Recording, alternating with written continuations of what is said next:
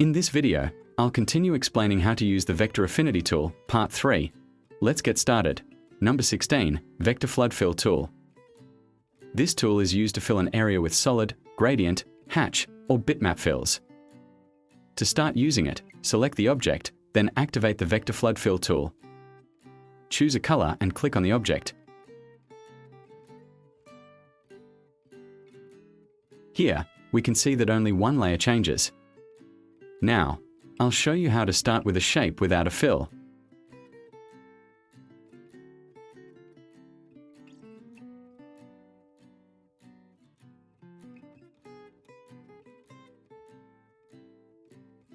The stroke and fill layers appear separately. These can be moved. Next, I'll show you how to fill a color above the stroke line.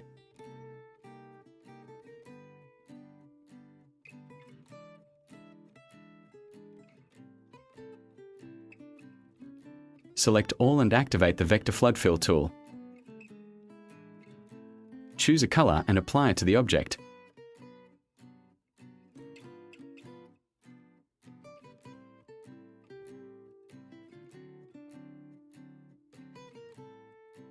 This is the result. The colors that have been added previously have different layers each. There are other ways you might need to know. Click and drag to fill the color in one layer.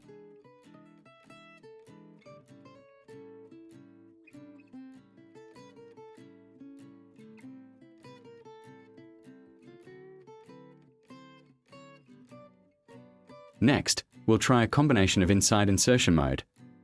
Set Fill to Visible Boundaries to off. Select the object and select Inside, and add on top.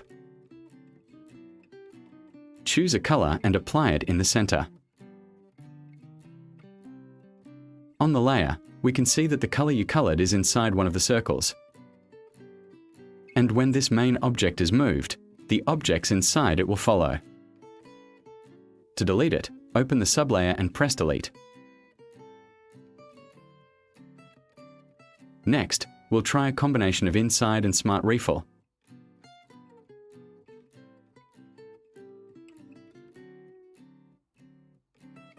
The results are almost the same as before.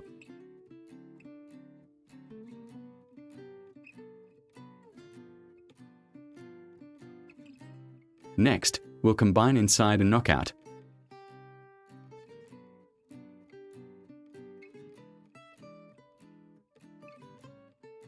The object behind it is cut off and the layer is separated.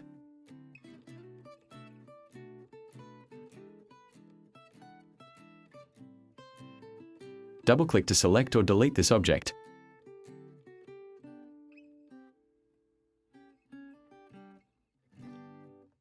Now, let's try in between and add to top.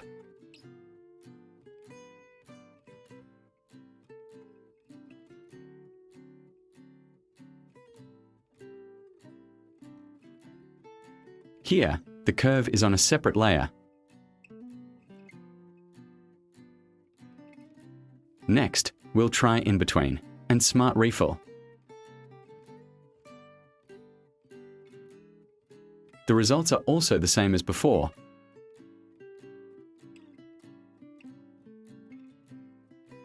What about In Between and Knockout?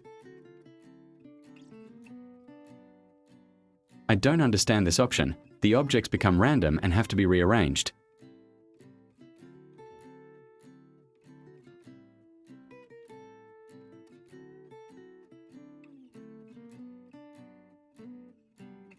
Now, I'll practice how Fill to Visible Boundaries works.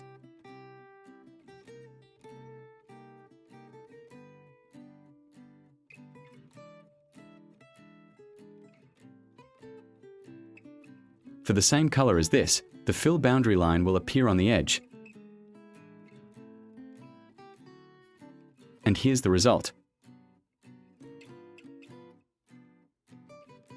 Number 17.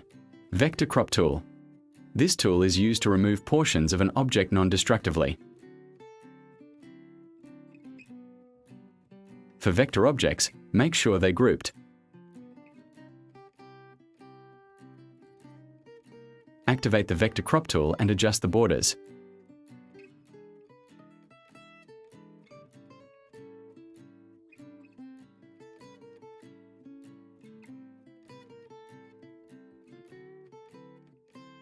The final result is a crop in clipping mask mode.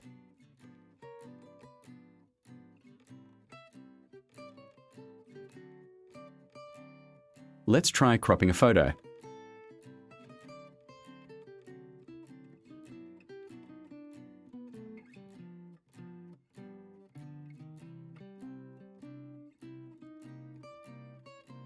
If you want to revert to the original, simply delete the clipping mask.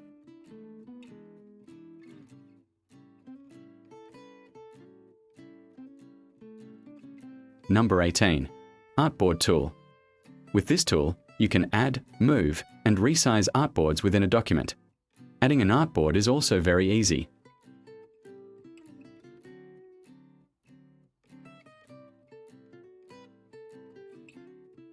Press the delete key to reduce the artboard.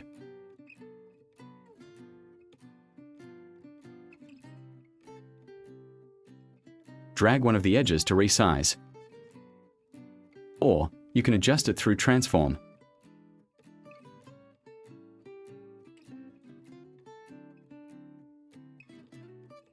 Hold Shift and scroll to change the values.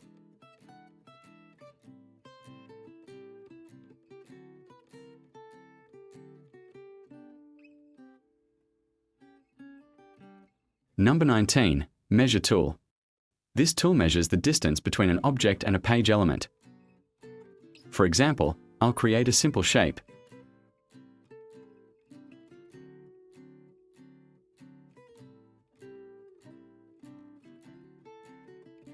Then, activate the Measure tool and select the first and second points. You can also move the points to other positions.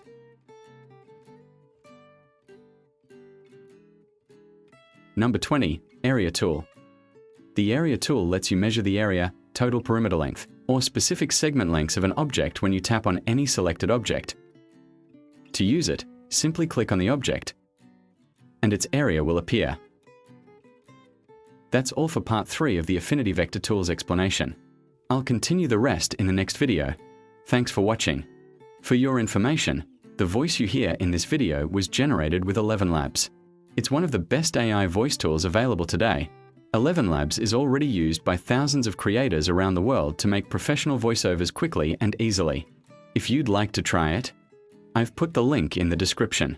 Feel free to check it out.